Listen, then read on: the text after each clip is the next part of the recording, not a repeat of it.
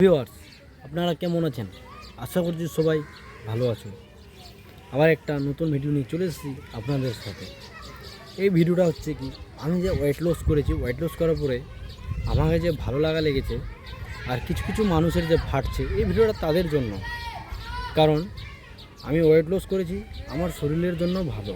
আর কিছু মানুষ যে আছে নেগেটিভ মাইন্ডের, তাদেরকে আমার এখান থেকে দূরে সরে যেতে বলছি। কারণ তারা ওয়েট লস সম্বন্ধে কিছুই জানে না, শুধু চায় ফাস্টফুড ফাস্টফুড ফাস্টফুড, যেন শরীরের মধ্যে একটু গ্লেজ থাকে, দেখতে সুন্দর লাগে। যত চর্বি থাকবে আপনার শরীরে অত ভালো লাগবে। তো আজকে সেটাই নিয়ে কথা বলছি। কারণ আপনাদেরকে আমি বিফোর আফটার ছবিটা দেখাবো, যে আমি আগে হয়তো দেখতে সুন্দর ছিলাম, মোটা ছিলাম, কিন্তু ভুঁড়ি পেটা ছিলাম। সঠিক কথা। তো নিজেকে যখন ওয়েট লস করলাম, কি না, কিছু কিছু মানুষ, কিছু কিছু পাবলিক এত নেগেটিভ মাইন্ডের আছে যে ব্লাড টেস্ট করে নিয়েও কিছু হয়ে গেছে নাকি। তো আমি তাদেরকে বলছি, আমি ব্লাড টেস্ট করব না, আপনারা টেস্ট করেন। দেখেন আপনার ইউরিক অ্যাসিড হাই হয়ে যাবে, আপনি দেখেন কোলেস্ট্রল হাই হয়ে যাবে, তখন আপনি টেনশনে পড়বেন না। কারণ আমি টেনশনই পড়বো না, আমি সব ভালো আছি না। কারণ আমি ক্যালোরি বার্ন করছি, ফ্যাট বার্ন করছি, সব দিক থেকে সুস্থ থাকা লাগছে আমাকে। আর কি চাই আমি? রক্ত, আমার এখান থেকেই রক্ত তৈরি হবে, যা খাওয়ার খাচ্ছি, যা ডায়েটে নিচ্ছি। ক্ষতি তো হবে না আমার। আর আপনাদের ক্ষতি হবে কি? Cold drink, fast food, biryani, cheese packet, এটা আপনার ক্ষতি না, আমি খাচ্ছি না, এটা আমার ক্ষতি করতে পারে, লিভার ড্যামেজ হতে পারে আমার এখান থেকে, তাই না? এটাই আপনারা ভাবছেন না। আপনারা তো জানেন যে আপনারা যে ফাস্টফুড খাচ্ছেন সেটাই আপনার লিভারে ড্যামেজ। কারণ আমিও আগে খুব ফাস্টফুড লাভার ছিলাম, যেটা বলে যদি তেল ভাজা না খেলে আমাকে ভালোই লাগতো না।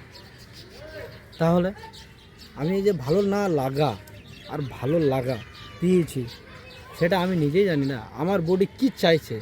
আমার বডি বলছে আমি এটা খাবো, আর আমার বডি এখন খারাপের দিকে যাবেই না।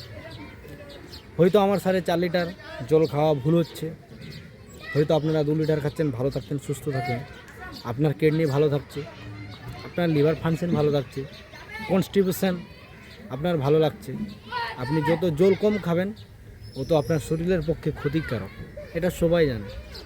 আপনি যত জল খাবেন কম, ও তো আপনার পেচ্ছাপে ইউরিন ইনফেকশন হবে, কিডনি স্টোন হবে এখান থেকে। এটা থেকে আমি রিলিফ পেয়েছি। তো ওয়েট লস করার মজা আলাদাই আছে না। তো ওয়েট লসে সবাই বলে যে আমার গ্লেজ খারাপ হয়ে গেছে। আরে ভাই, আগেকার গ্লেজ আর এখনকার গ্লেজের মধ্যে পার্থক্য আছে না? কারণ আগে আমি খুব দেখতে খারাপ ছিলাম, নিজেকে খারাপ ভাবছিলাম, আর এখন এনি টাইম হেলদি ভাবছি। কারণ আমার ওভারওয়েটের যে ছবিগুলো আছে, সেই ছবিগুলো আপনাদের সাথে আমি শেয়ার। তারপরে আপনারা কমেন্টে লিখবেন এটা ভালো আছে না, এটা যেটা বিফোর না আফটার। তো আমি ডায়েট করছি, সব মিনারেল সব নিচ্ছি ঠিক সলিড টাইমে, ঠিক টাইমে ঘুমাচ্ছি, ঠিক টাইমে ঘুম থেকে উঠছি। এর থেকে আর এনার্জি পাওয়ার কোথায় বলো? আছে কি না? মানুষের এনার্জিটাই হচ্ছে সব থেকে ইম্পর্টেন্ট।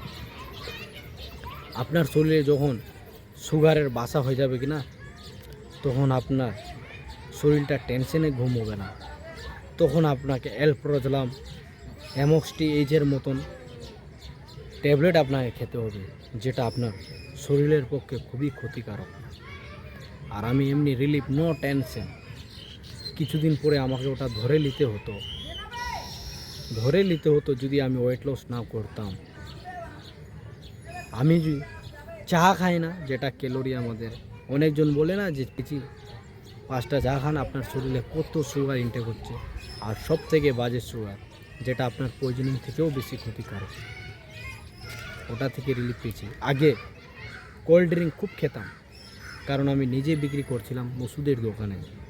প্রত্যেক দিন আমরা 2 লিটার করে খেতাম, প্রত্যেক দিন 2 লিটার বোতল। আবার স্টিং এসে খেতাম।